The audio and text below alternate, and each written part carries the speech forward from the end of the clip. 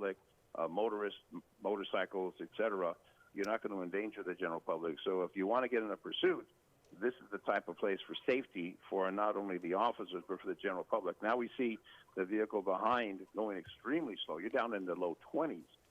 This might be a time when they want to just bail from that car. But as we see it continue at a very, this is very unusual to see a slow speed on a freeway. Well, Sometimes you'll see them slow down momentarily. Because there is a vehicle right in front of it, and if you're going only 30 miles per hour, the car in front of it is almost slowing down as this car slows down. And I don't know if it's an unmarked unit or maybe it pulled away, because it was following it for quite some time. Nonetheless, it looks like they're getting closer, and 20 miles per hour. This is California Avenue, Garvey Avenue here in West Covina. Well, law enforcement does have unmarked vehicles, and we don't know if the individual Oh, it looks like he's getting off here. Getting off the freeway at California Avenue and West Garvey. So it looks like the car is exiting, and now we're talking about the Surface Street area.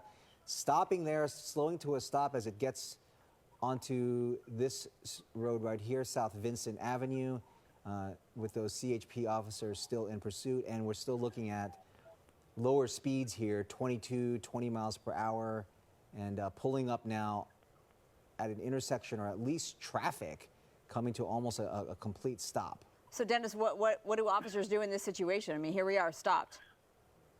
Well, this is very, very unusual. They'll continue following, hopefully take the person to custody as soon as they can to get them off the road. But as we see the vehicle driving extremely slow speed, extremely safe condition, the officers will follow and they'll apprehend as soon as possible. As soon as the individual comes to a full stop, officers will alight from the vehicle, order the person out of the vehicle. Once we get to that point, take the individual into custody, whether it's a male or a female.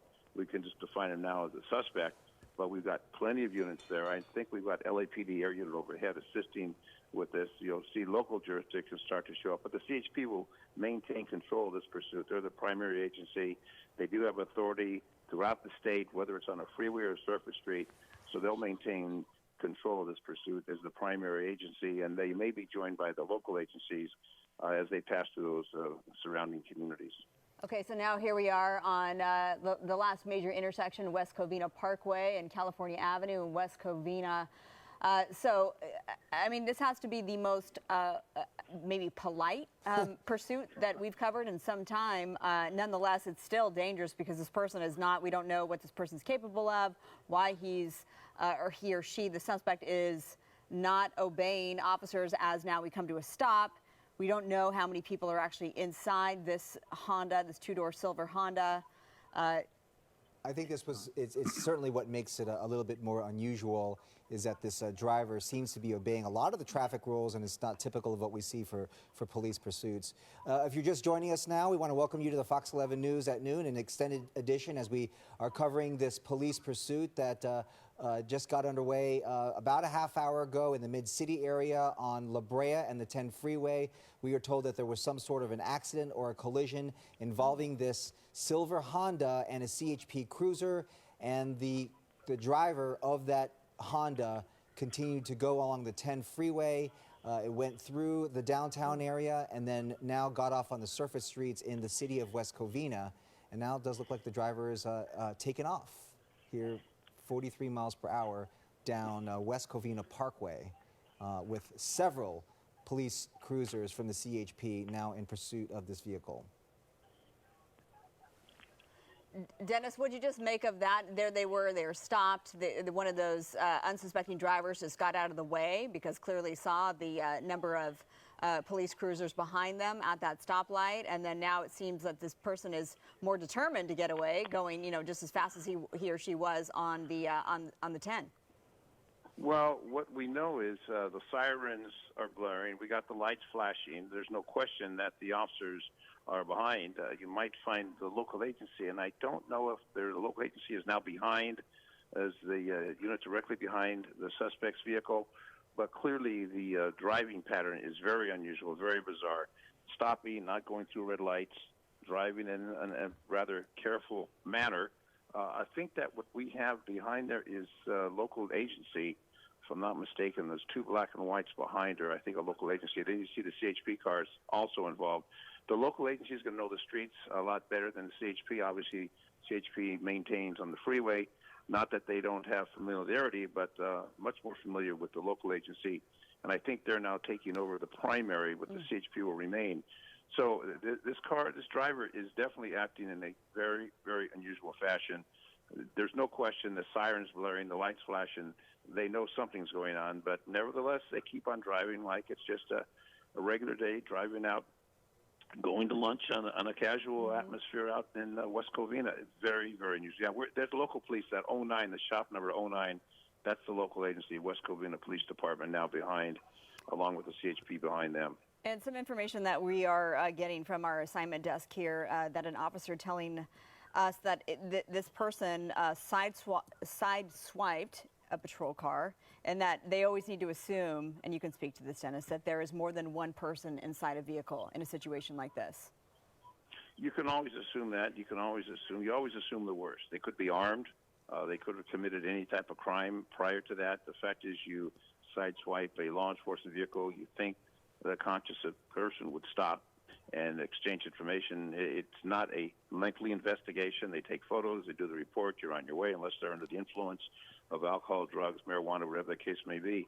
But this driving pattern is very, very unusual. Whether it's a male or a female, they're driving in a very safe manner according to the speed, according to the driving pattern, not driving on the wrong side of the roadway.